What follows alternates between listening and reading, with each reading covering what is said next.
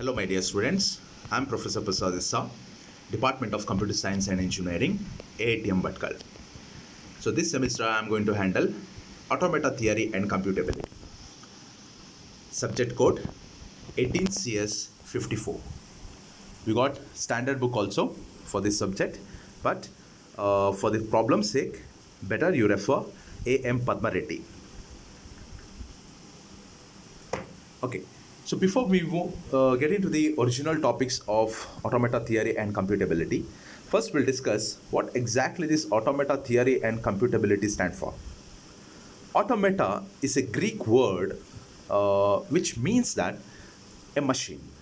Okay, we got this automata word from a Greek word called as automaton. It stands for a machine. Means machine theory and its computability. Okay, we need to learn what exactly different kinds of machines are available, which executes our program, fine, on what logic they are going to work, what different kind of languages they are able to understand, what kind of input they are able to receive, fine. If they are receiving a proper language and proper input, then what might be the output? If they are not in a proper format, then what may be the rejection? Fine. Okay, so these are all we are going to discuss from module 1 to module 5 exactly. Fine. Okay. One thing you understand from this entire syllabus, you'll be having a knowledge like how to design a logic for a program. Clear? It states each and every different kind of situation you may face in your career. Fine. You'll be getting a problems, right? Problem statement will be available. For that, you need to design some logic. Later, you need to go for the coding. This is what the exact procedure what we have for the programming, right? So, this subject will help you to think in different angles. Clear? Okay, we'll go to module number 1. So, in module number 1, first we have basics of sets. First topic will be what is set, then power set, then Cartesian product, union, intersection. So these are all topics we need to cover under basics of set. Then later, strings and languages. So under the strings and languages, we have alphabet, string, and at last language. What exactly these strings and languages stand for? Okay, so these are the different words or different languages which are able to be understood by your machine. Clear? So when it comes for a string, a collection of alphabet we call it as, right? A string stands for what? Collection of alphabet. Then what exactly alphabets are? Okay, that also we need to understand. First we need to understand what exactly alphabets are available. Then later, using that alphabet, how we can prepare or how we can create a string, that we need to understand. Then using this string, how we can make a proper language so that your system can understand what we are going to express. Clear? Okay. Then language hierarchy we have. Okay, as I mentioned, the automata means a machine, okay, which is able to understand certain languages. Okay. Then we are having a language hierarchy over here. First one, we call it as a regular language, okay, which is discussed under module number 1 and half of the module number 2. Clear? Half of the module number 2 and complete module number 1, we are going to discuss about a language called as regular language, which is acceptable by a machine called as FSM. Next, second one, context-free language, or else we also call it as context-free grammar, okay, which is accepted by a machine called as push-down automata. Push-down automata. In short form, we call it as PDA. So this will be discussed under module number 3 exactly. Then decidable language and semi-decidable language we have. Okay, last two different types of languages we have that we are calling it as what? Decidable language and semi-decidable language. This can be accepted or this can be understood by a machine, upgraded version. Okay, upgraded version of the machine that we call it as Turing machine. Okay, in module number 4 and module number 5, we'll be having an entire discussion about what? Turing machine. Clear? Okay, fine. Next. So this is about the language hierarchy. Fine. Then finite state machine we have. In short form, we call it as FSM. It is a machine which accepts a string as input and produces the output. Okay, a machine which is going to accept or which is going to receive our input. Okay, remember, it is going to receive a regular language inputs. Fine, we are having different languages available over here. 4 different languages we have in our syllabus. Okay, but out of that, it will be like FSM, finite state machine, will be receiving a regular language as an input. Then what will be the output for this particular language? Okay, so it will generate accept if that language is in a proper format, okay, or else it will be generating a reject if it is in a mismatch format over there. Clear? FSM is a very important topic. Under that, we got 3 more subtopics. We call it as DFA, then regular language, then NFA. Okay, under NFA, we'll be getting epsilon NFA also. Okay, we will discuss about epsilon NFA also. Okay, it will be helpful for your future. Okay, then what exactly DFA stand for? Deterministic finite automata, we call it as deterministic finite automata. Then what exactly NFA stand for? Non-deterministic finite automata, we call it as. Okay, means if you have a string called as ABA, okay, just consider an example. We have a string, input string called as ABA. Okay, so for first alphabet A, we will be having only one transition from one state of machine to another state of the same machine. Remember, okay, here machine means what? Which will be having a different stages. One start stage will be there, or also we call it as a state. Start state will be there, intermediate state will be there, final state will be there. Okay, so one start state will be there and one final state will be there for DFA. Remember this. Okay, and intermediate, it depends on the string what we are dealing with. Clear? It will be depending on number of alphabets we are expecting in our string. According to that, intermediate states will be available over there. It is a journey from a start to the end. That's it. Okay, so here for each and every alphabet, they will be having one particular transition from one state to the another state of the machine.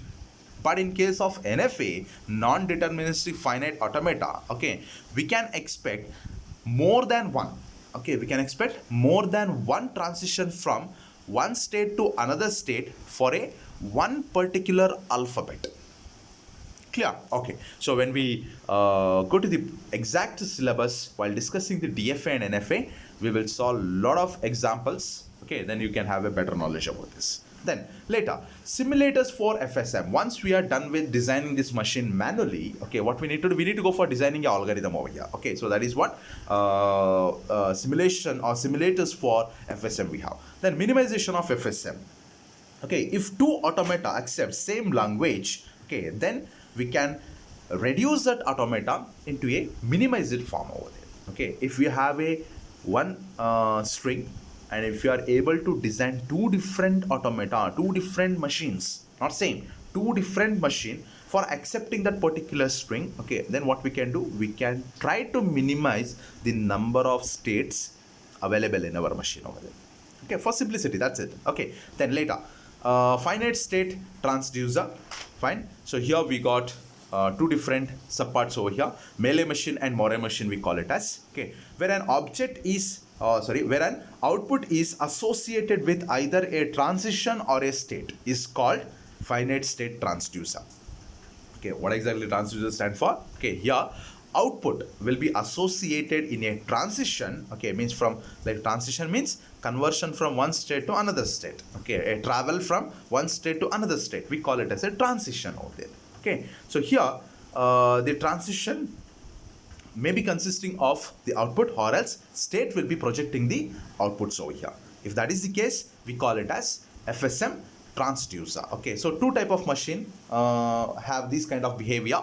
We call it as melee machine 1 and second Moore machine over there. So this cover your entire first module. Fine, it looks so simple, students. Okay, but DFA and NFA, when we start solving the problem, okay, that is the main concept. Okay, then like many varieties of problem we may face over there. Okay, fine. Later, module number 2 over here.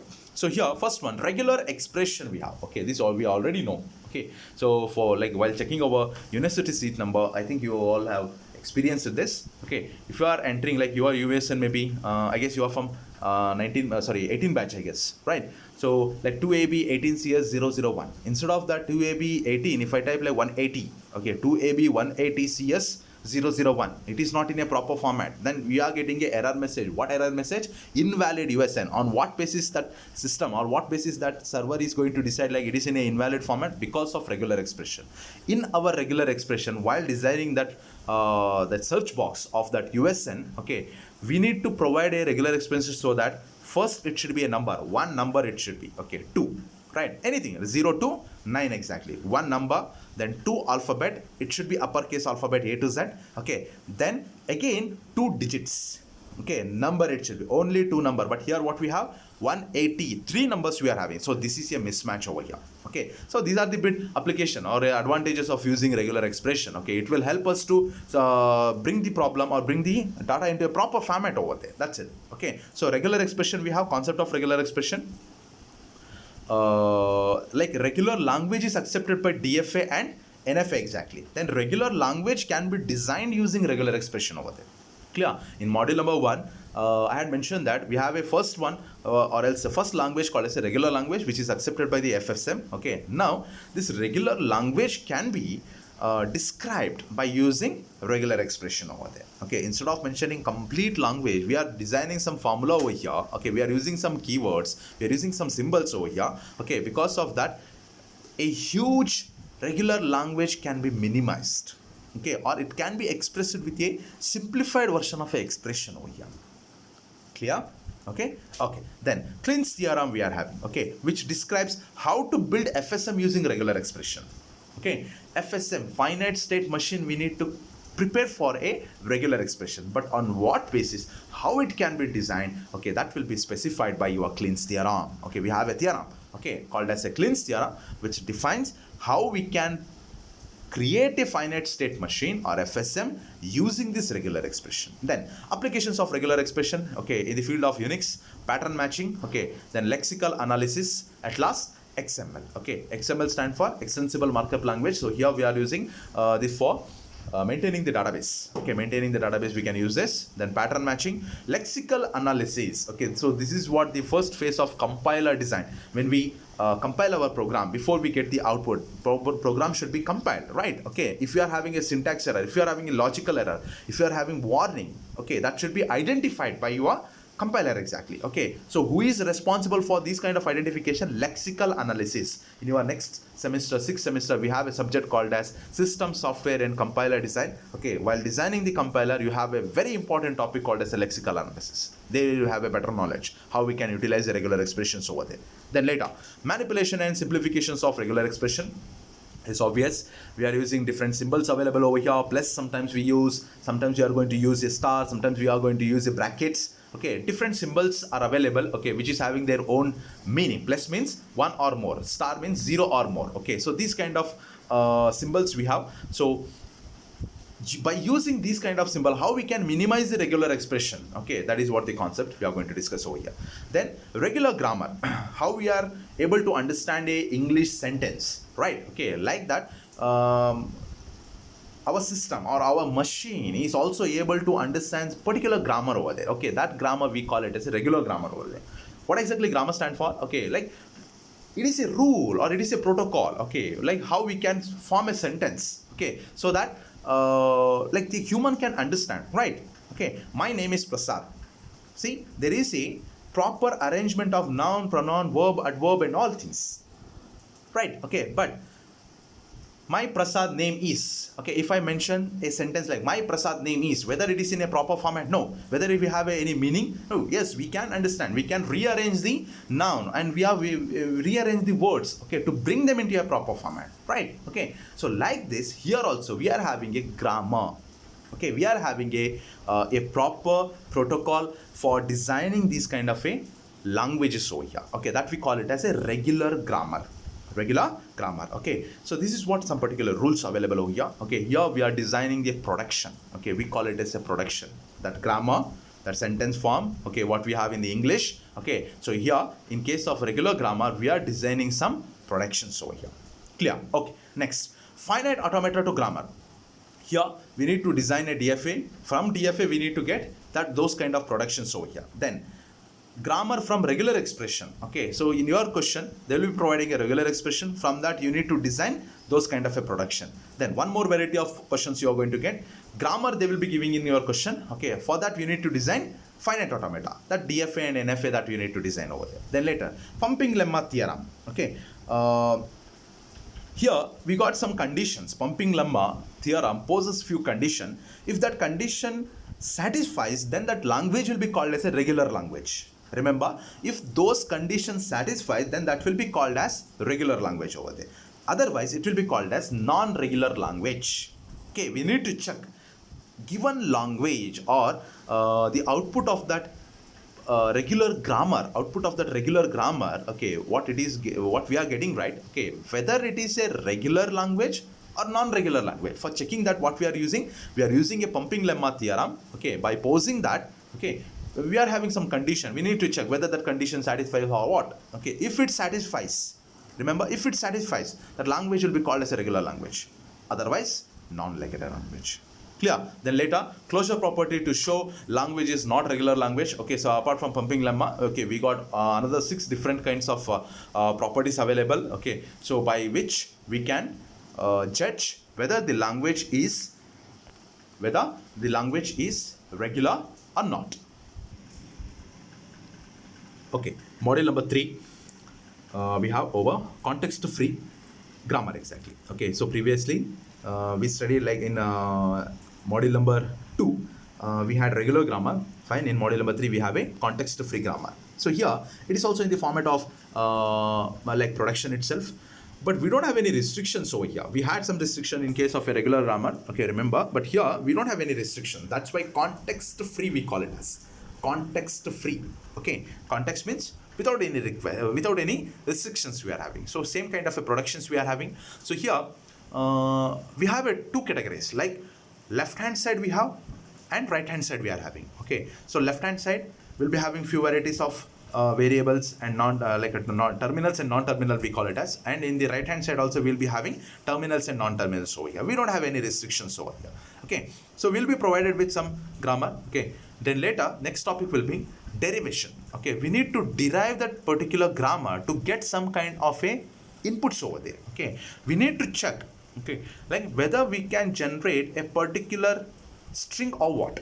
Okay, in your question they used to provide like id into id plus id. Okay, so this is what the string we need to get it from a particular grammar. Okay, we need to check whether that grammar is able to generate such a kind of a string or not. Okay, that is what we call it as a derivation. So here we have two different derivation, like leftmost and rightmost derivation we are having. Okay, leftmost derivation and rightmost derivation, two varieties we have. It's very simple. Okay, like left hand side if you are following, then it will be called as a leftmost derivation. Right hand side if you are following, it will be called as rightmost derivation over there. Okay, we'll discuss in when we are getting into module number 3. Then parse tree, this derivation what we are performing, okay, or using in the second topic, right? Okay, by using second topic, okay, for that we need to design some kind of a tree structure over there. How we had a tree structure in your data structure, right? Okay, so such same kind we need to design it for derivation also. That tree we call it as a parse tree. Parse tree over there. Okay, fine. Then next topic, ambiguous grammar and eliminating ambiguity. Okay, what exactly this ambiguous stand for? Okay, if there exist two or more parse tree for a string, for a one particular string, if there exist two or more parse tree, then it will be called as ambiguous.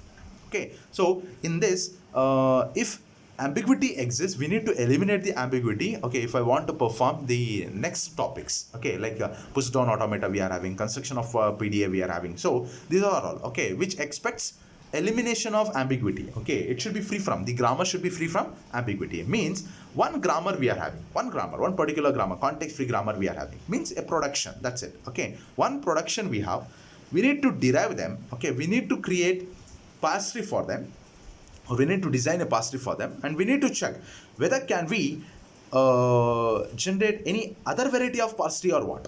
Okay, can we have a multiple variety of parse tree for a particular string over this particular grammar? Clear? If that is the case, yes, there is ambiguity existence in this grammar, okay, then what we need to do? We need to go for manipulation, okay, certain manipulation we need to do, okay. If you do that manipulation, then that we call it as elimination of ambiguity, okay. So that like we are forcing the grammar so that it can generate only one kind of parse for particular string over there. That's it. That is what elimination we call it as. Clear? Okay, they should not be having two or more parses. Only one parse should be there. Then next will be simplification of grammar. Okay, few symbols. Okay, we may not be using in the derivation or in the parse tree and all. Okay, few symbols will be there. Unnecessary symbols will be there. Okay, that should be eliminated. Then next topic, very important concept, normal forms we have. Okay, it will impose some restriction on RHS of a production for accuracy. Exactly. Okay, so normal form means what? The right hand side of the production what we have, okay, for that we are posing some restriction. Okay, see, context free grammar, we don't have any restriction, okay, but over that if you are posing any restriction, that we call it as push down, we call it as normal form. Exactly. Okay, fine. For what purpose we do this? For accuracy. Then push down automata we have, this is exactly same as FSM, means finite state machine, okay, but here we will be having a stack. Okay, here we will be having stack to accept like non-regular languages. Fine. The non-regular languages can be identified by pumping lemma theorem from module number 2 exactly. Okay, we need to check whether the grammar or whether the language is regular or non-regular. Okay, fine. If it is a regular language, then FSM will be able to accept them. Okay, fine, let it be. But if it is a non-regular language, then who should accept them, or who should generate the output for that particular language? PDA. Okay, we call it as push down automata. Okay, so push down automata. Why we are calling it as push down automata? Because it is depending on a stack over there. Okay, so it is depending on a stack for managing the symbols over there. Okay, whatever the inputs available, whatever the strings available in the input, right? Okay, or alphabets available in the input, right? Okay, so that will be managed under a space called as a stack. That's why we are naming them as push down automata. The next topic will be how we can construct the PDA. Okay, fine. Let it be. We'll discuss that. Then deterministic and non-deterministic PDA. So here we got two conditions. Remember, okay, here we have some two conditions. If both the conditions are satisfied, we call it as a deterministic PDA. Otherwise, non-deterministic. Okay, if any one condition satisfies, also non-deterministic it is. If both are satisfied, then we call it as deterministic PDA over here. Okay, fine. Then constructing a PDA from grammar. Okay, so here we are having two different methods, top-down parser and bottom-up parser. Okay, so if you can learn top-down parser, then reverse of that will be bottom-up parser. Means in top-down parser, the last step what we have, okay, that will be achieved in bottom-up parser. Then like repeated from bottom we are starting the solution. Okay, that will be called as bottom-up. So if you are able to understand the top-down parser, then easily you can write bottom-up also. Okay, then constructing a grammar from PDA. Okay, so we need to construct a grammar, okay, from PDA. PDA will be given for you. Okay, you need to construct the grammar over here. Okay, fine. Next, module number 4. Okay, so here we got a Turing machine. What exactly this Turing machine stand for? Okay, it is a modified version of PDA. Remember, Turing machine stand for what? It is a modified version of a PDA, and it is a bit powerful than PDA also. Okay, what are the facilities or what powerful power we had in a PDA for accepting the strings and all? Okay, compared to that, your Turing machine will be a bit more powerful over here.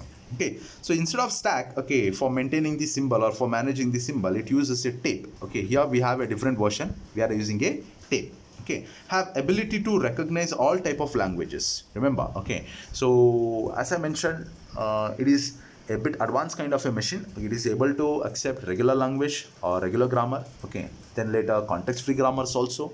Okay, then non-regular languages also can be accepted. Okay, then in the first slide itself I discussed like decidable languages, okay, semi-decidable languages and all. Okay, all varieties of languages can be accepted by this Turing machine. Exactly. Then Turing machine model Fine.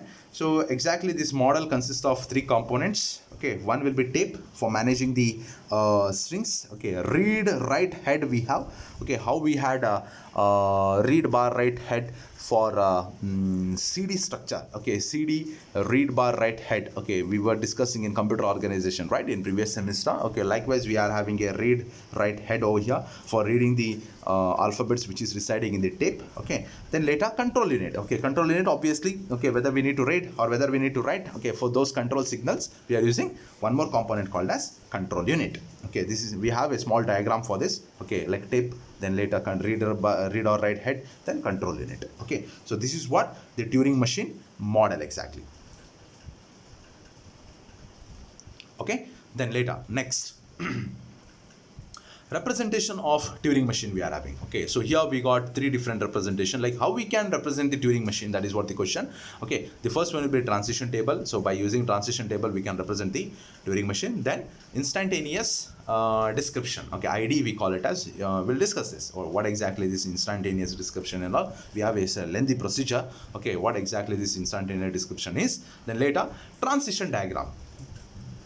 This is very important. Okay, and finally in your exam they're not going to look after what exactly transition table you are designing or what ID you are using. Finally the transition diagram. Okay, that is very important. Okay, if it is perfect, then they are not going to look about your ID or TT over there. Okay, only TD will be observed over there. Okay.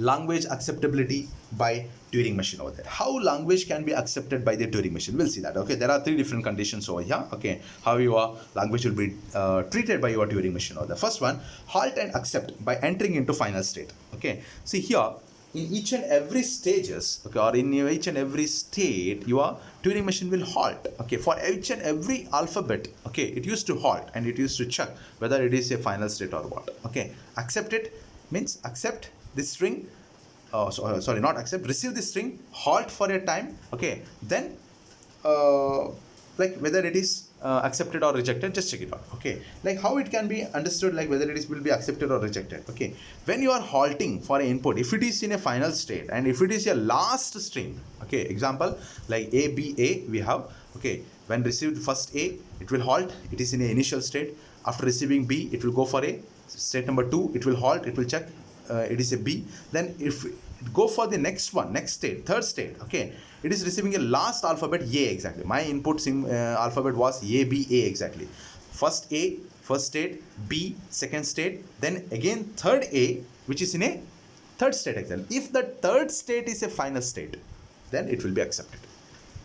Halt and accept, okay, by entering into final state. So this is what the first procedure, how your Turing machine will accept the inputs. Then later second type we have halt and reject.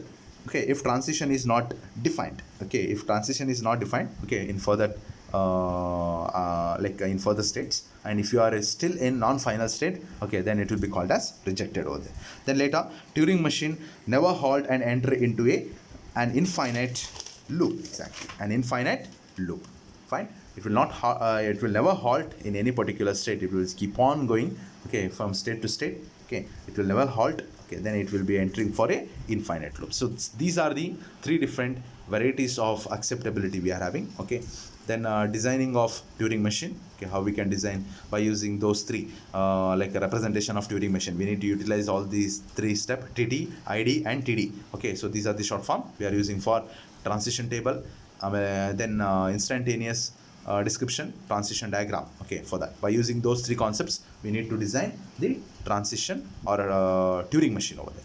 Then techniques for Turing machine construction we have. Okay, so TM with stationary head, this is one technique. Then storage in the state, this is what the second technique. Then multiple tape Turing machine, third step. Okay, or third variety we have. Then at last fourth one, subroutine we have. Okay, so total 4 different techniques we are using for constructing the Turing machines over there. Then variants of Turing machine we have: multiple tape Turing machine, non-deterministic Turing machine we have. Then at last the model of linear bounded automata we have. Okay, so manipulation in the tape of Turing machine. Okay, for the better performance we are doing this. Okay, so this covers module number 4. Then module number 5, it is full of theory. Okay, theory we have, and but theorem kind also we have for halting problem of TM, then post correspondence problem, then complexity growth rate of functions. Okay, then the classes of P and NP. Okay, so here also we have a theorem. Then quantum computing, what exactly quantum computers stand for. Then one thesis also we have. Okay, so this module number 5 is full of theory exactly. Okay, definition of an algorithm, what exactly algorithm stand for, decidable, like decidability. Okay, or as a decidability we call it as. Okay, like how we can decide, like yes it is a, this is a decidable language or undecidable language. Okay, what exactly halting problem means, then post correspondence problem means. Okay, regarding this we have a complete study. Okay, so one thing I would like to mention, like you need like I expect, okay, a complete dedication from you. Fine, you need to solve more and more problem. Okay, you need to go through some difficult input strings so that you should not face any difficulty in your exam. Okay, very simple. We need to understand the logic of the program, or sorry, logic of the problem. That's it. Okay, we can have, and a lot of procedures we are having. That's it. Okay, procedure like table we need to write. Okay, we need to enter some inputs over there. Okay, for that what may be the output we need to decide. Okay, so such kind. That's it. Okay, nothing else. Okay, don't feel any difficulty. It's a easy subject. Fine. Like problematic. Okay, complete of problems. Okay, from 1 to 4th module it's full of problem. Okay, only 5th module is theory. Fine. Okay, thank you students.